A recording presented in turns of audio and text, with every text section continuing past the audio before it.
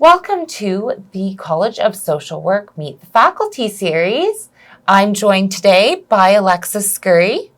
Can you please introduce yourself, Alexis? Sure. Thank you so much for having me. It's an honor and privilege to sit here and have this discussion with you. I am Alexis Scurry, the Associate Director of Field Education for the online MSW program. Previously, I was the Field Director at Columbia College. I was also the Anti-Human Trafficking Project Coordinator for Richland County CASA, also known as the Guardian Ad Litem program, where I served youth who were in foster care who had been trafficked, and I also managed the Richland County Anti-Human Trafficking Task Force. I also worked with Aiken Center for Alcohol and Other Drug Services, where I implemented prevention services across the county for families, children, and youth. I'm a mom, I am a wife, I am from Aiken, South Carolina, a very small town in South Carolina, and I have lived in South Carolina all of my life. I do not like cold weather, so I decided to stay in South Carolina. I'm currently a doctoral student, and I'm honored to be here with you. What is social work to you? Social work to me is all about giving back. My mother is a social worker, and initially I ran from the profession. I did not want to be a social worker. I knew the financial barriers and hardships that she faced. I understood that sometimes she brought work home with her. And when I say she brought work home with her, I mean the emotional toll of the field. She brought that home sometimes. I would hear about stories, of course, honoring confidentiality about children not going to school or children that she encountered that were in foster care. And knowing all of the emotional, financial hardships that she faced, I did not want to be a social worker. However, my heart said otherwise. And so I decided to go back to school after working for Aiken Center for Alcohol and Other Drug Services, where I implemented prevention programs across Aiken County with children, youth, and families. I started my master's in social work and graduated. Yeah. How do you balance ethical standards and professional values? So the good thing about being raised by a social worker is that a lot of the personal values, ethical standards, professional values that I have were initiated from the lessons that my mother taught me as a child. So when you think of the ethical value of dignity and worth of a person, right? My mom taught us growing up that we should always respect and honor any individual. It didn't matter if they were a different race than you, different ethnicity, different culture, different religion, different socioeconomic status. It did not matter. We should treat everyone with dignity and respect. In the same way that my mom instilled these values in me as I matriculated through my MSW program, I realized she wasn't only teaching me values as a Christian, she's also teaching me values as a social worker. And so thankfully, my values don't conflict very much because I'm able to balance my ethical, personal, and professional values on the same tier. What is your perspective on supervision? So when it comes to supervision, I believe that all supervision should be first trauma informed. It should include the 6 core principles of trauma informed practices: trust, safety, cultural responsiveness, empowerment, voice, and choice. Because all of those tenets, when they're honored, applied, respected, it yields effective supervision. I also think that it should be strengths-based. No one wants to have supervision with a Debbie Downer all the time, right? Tell me some things that I'm good at. Let's build a relationship. So using strengths-based perspective would also help to build up and empower the person that you're supervising, or if you are a supervisee. And last but not least, relational cultural theory is a theory that I hold near and dear to my heart. I believe that relationships are extremely important. We should use relational cultural theory within supervision to foster connection, relationships, so that we can build empathy, respect, authenticity, um, in order to fully engage in the learning process that is supervision. What do you do for self-care? For self-care, I like to get my nails done. Also, I have very thoughtful friends and a thoughtful husband. When they see that I may be struggling emotionally or I'm just extremely busy and I haven't had time to sit down, calm down, take a moment to myself, and my sister as well, they will get together in a group text and say, hey guys, I think Alexis needs a little break.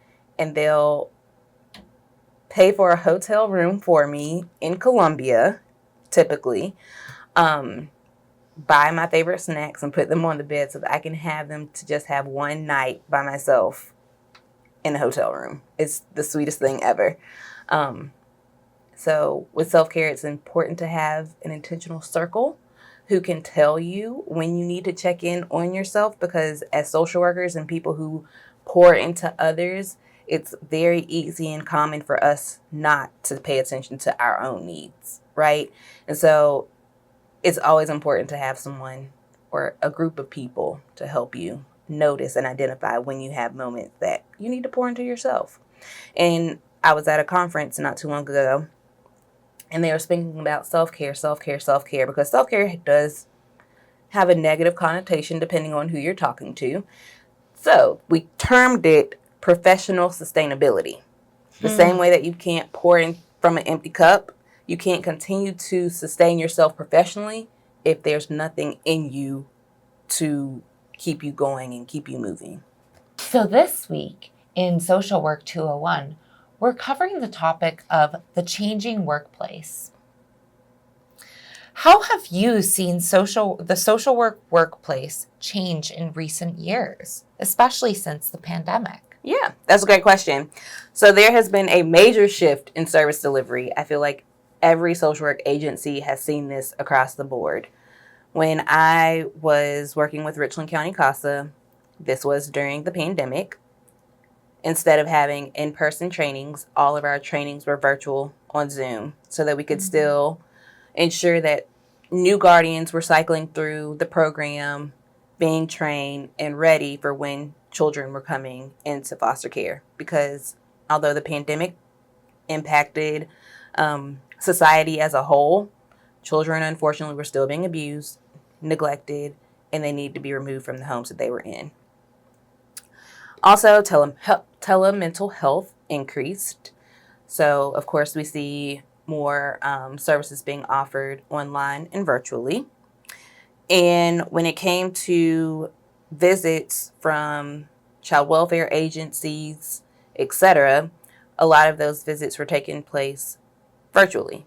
So, if a child had COVID and I needed to see them within that month while I was at Richland County CASA, I would have to conduct a FaceTime call, or I would have to ask them if they had Zoom and if they could show me around the house with their camera.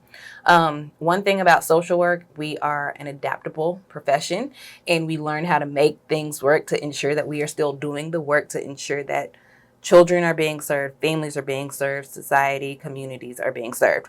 So that is one way that I have seen a shift. Also, there's been an increase in client needs. During COVID, a lot of people were in isolation, right?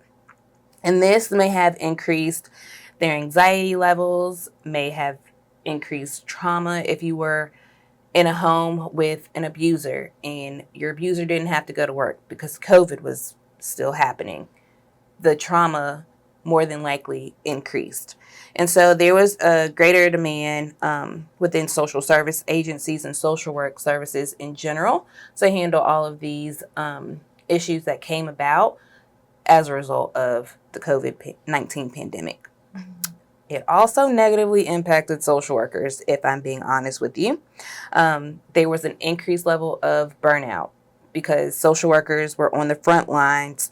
And when you think about burnout and how remote work happens in the home, it's very hard for a social worker who is working from their home to step away from their work when they are at home because their work is at home, right? And so with that being said, I've read a few articles, and one article actually said that social workers are still in recovery from the COVID-19 pandemic, and that was a 2024 article. And the reason why social workers are still in recovery, it's because we were on the front lines, we were still serving, and the emotional impact that social workers faced during the pandemic, whether it was losing clients from COVID or helping individuals who were dealing with grief because of a loved one that they lost through COVID. This emotional impact that social workers faced drastically impacted them in general. Mm-hmm. And then last but not least, technology usage, of course, increased.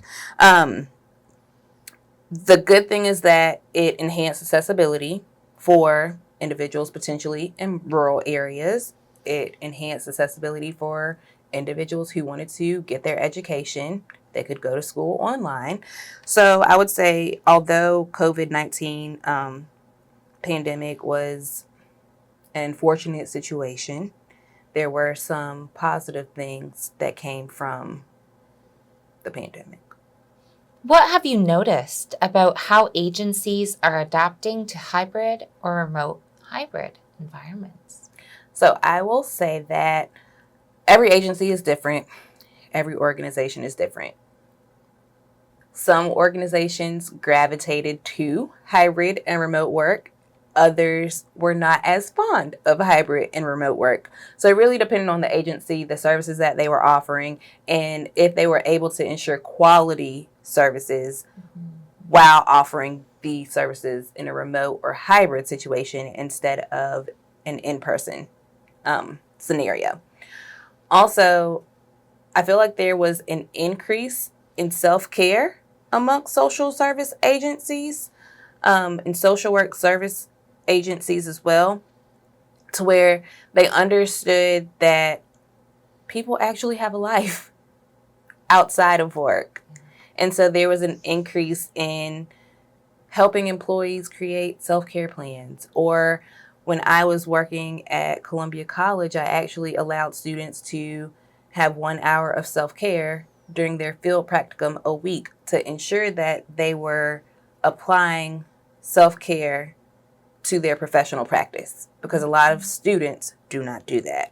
And so if you train them to implement self-care in their professional practice prior to going into the field, it's already ingrained in them, hopefully, right? It's already set in their schedule to ensure that they will engage in self-care to prevent burnout, because we need more social workers to remain in the role. Where are we going? How have shifts in the work environment and social work affected practicum placements and the types of experiences that are offered to students? Honestly, most of our practicum experiences are still in person. We have not seen an increase in hybrid or remote placements. However, we know that students have jobs. We know that students have lives. We know that students have responsibilities that they have to take care of. So we are always interested in more hybrid and remote placements. As the workplace continues to evolve, what skills or professional habits do you think are more important for our social work students and for social workers in general? Yes. So I believe that the most important skill is to practice self-care, right? That professional sustainability. I will say this 25,000 times probably before I die. You cannot pour from an empty cup, so continue to pour into yourself. Additionally, students need to engage in digital literacy and become competent when using technology, especially when it comes to ethical standards and the guidance around AI usage, because AI is here to stay. So we need to accept it, respect it, acknowledge it, but most importantly, learn how to ethically use it and be critical consumers of technology. Also, we have to be culturally humble, right? We are moving beyond cultural competence. We have to be culturally humble because we live in a diverse society. You do not know who will walk into your practice, into your social work agency, because the United States is such a diverse society. And we also need to be aware of intersectionality between the services that we provide, the clients that we serve, and the systems that oppress these individuals that we're serving. We have to be intentional when we reflect on our own biases, stereotypes, and prejudice. Because if you aren't aware, you could be projecting your stereotypes, bias, and prejudice onto others, potentially negatively impacting the services that they're receiving from you, which is not a principle or value of social work. We are to do no harm. And then lastly, understand the importance of interdisciplinary collaboration. We can go a long way when we understand the value of all of the different sectors that we may interact with. Government, medical. I could go on and on and on with the list of services or service providers or entities that social workers interact with.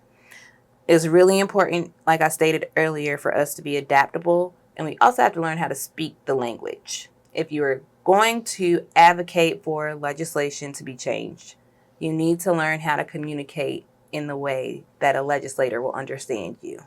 If you want to ensure that your client receives a treatment that their insurance has denied, we need to learn how to speak to the medical staff or the doctor or the insurance provider to ensure that we are speaking the language that they understand, to ensure that we are effectively advocating for our clients. So, those are my tips. What advice would you give to students who are entering a practicum or early career roles in this changing social work landscape? Yes, I would encourage students to stay curious, always be in a place to learn. I tell everyone all the time, I am a lifelong learner, right? And you said literally that the environment is ever changing. And so we always have to learn and be willing to learn. There's a difference between learning and being willing to learn. In order to learn, you have to be willing to. So be willing to learn. Be reflective. Think about every lesson that you would have learned within a certain situation. Whether it's a positive experience, a negative experience, or if you feel indifferent about the experience, there's always something to learn. Next, make sure that you set boundaries. I'm going to go back to self-care. You cannot pour from an empty cup. So practice boundaries, set boundaries, and stick with them to prevent burnout, to prevent ethical issues that may occur because you are burned out. Like I said, stick with them. If you say that you are not taking work home, don't take work home. If you say that you are going to engage in 15 minutes of jumping rope during your 15-minute break for self-care, engage in 15 minutes of jumping rope to be aware of your self-care journey. Next, network and always be in a place of learning from others. You can learn from situations, but you can also learn from other people. Sit down, have a conversation. If you are an intern and you want to learn more about an organization or how the CEO is in their role, email them. Don't be afraid to schedule a meeting and have lunch or coffee just to talk with them about their experience and their journey. You might learn something. Embrace technology as a tool. Again, technology, AI, it is here to stay. So instead of running from it, embrace it because it can be used to help you navigate your role as well as assist with quality. There are so many ways that we could use technology. We can use technology to look at the outcomes of clients who are using a particular intervention to see if it's working effectively. And if it's not, what do you need to do to change it? By all means, go to AI, ask it, hey, I've tried this It's not working. What do you think I could do to make it more effective? And then do your own independent research to find the evidence as to why you need to change. And last but not least, you can't pour from an empty cup. I love it. So center self-care and always be in a place to accept, one, help, and two, to accept that you need to sustain yourself first before you can professionally sustain yourself. Well, thank you so much for joining us today, Alexis. And I hope that the class learned something today. Thank you for having me. It was a pleasure.